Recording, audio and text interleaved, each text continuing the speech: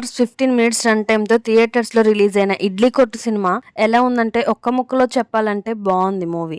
ఏ మాత్రం తేడా కొట్టినా సిల్లీగా మారిపోయే ఛాన్సెస్ చాలానే ఉన్నాయి ఈ సినిమాలో. ప్రతి ఒక్క చిన్న సీన్‌ని గూడా ఎంత వీలైతే అంత ఎమోషనల్‌గా, అంతే కన్విన్సింగ్‌గా చూపించుకుంటూ వెళ్లారు. ఒక సింపుల్ స్టోరీని మంచి ఈవెంట్స్‌తో సాటిస్ఫైయింగ్‌గా తీసుకెళ్లారు. నాకైతే సెకండ్ హాఫ్‌లో ఆ సాంగ్స్ స్పీడ్ బ్రేకర్స్ లాగా అనిపించాయి కానీ, మిగతా సినిమా అంతా చాలా బాగా నచ్చింది. అమ్మానాన్నల ఎమోషన్ ఉంది. అందరూ ఉద్యోగం అంటూ పేరెంట్స్‌తో టైమ్ స్పెండ్ చేయకుండా దూరంగా వెళ్ళిపోకూడదని, ప్రశాంతంగా బతకండని ఇలా చాలా మంచి విషయాలన్నీ నీట్‌గా డీల్ చేశారు ఈ సినిమాలో. ఏది తీస్తున్నారో కూడా తెలియకుండా ఏది పడితే అది తీస్తున్న ఈ రోజుల్లో ఇలాంటి ఒక మంచి సినిమాని 10 మంది చూసేలా చేయాలని మనస్ఫూర్తిగా అనిపించింది నాకైతే ఈ మూవీ చూసిన తర్వాత.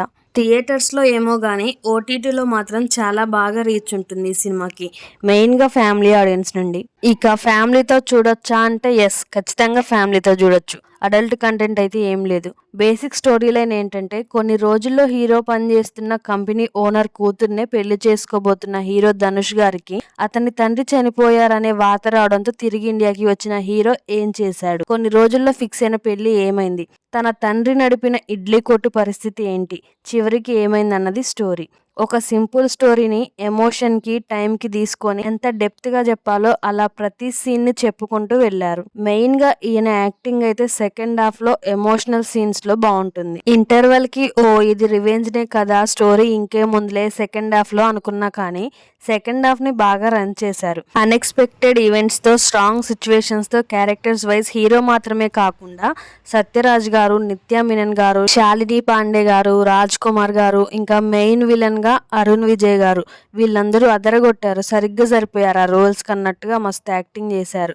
హీరోకి మాత్రమే కాకుండా మిగతా వాళ్ళకి కూడా రోల్స్ ఉన్నట్టు సూపర్‌గా యాక్ట్ చేశారు. మ్యూజిక్ బావుంది. సాంగ్స్ జస్ట్ ఓకే అనిపించాయి. సినిమాటోగ్రఫీ కూడా బావుంది. సెకండ్ హాఫ్‌లో ఎక్కువ జనాలు పెట్టి ఒక సాంగ్ ఉంటుంది. అక్కడ చాలా గ్రాండ్‌గా అనిపించింది. ఫైనల్‌గా చెప్పాలంటే స్టోరీ చాలా సింపుల్‌గా అనిపించడం, సెకండ్ హాఫ్‌లో సాంగ్స్, కొన్ని స్లో మూమెంట్స్, అలాగే ఎమోషనల్‌గా వెళ్ళే సినిమాల్ని ఇష్టపడే వాళ్ళకి ఈ మూవీ చాలా బాగా నచ్చుతుంది. అండ్ కొన్ని చోట్ల స్లోగా అవుతుంది మూవీ. స్లోగా అనిపిస్తుంది. సిన్సియర్‌గా స్క్రిప్ట్‌ని ఫాలో అవుతూ మంచి మెసేజ్ అండ్ డైలాగ్స్‌తో ఉన్న ఈ సినిమాని బాగలేదంటే కష్టం.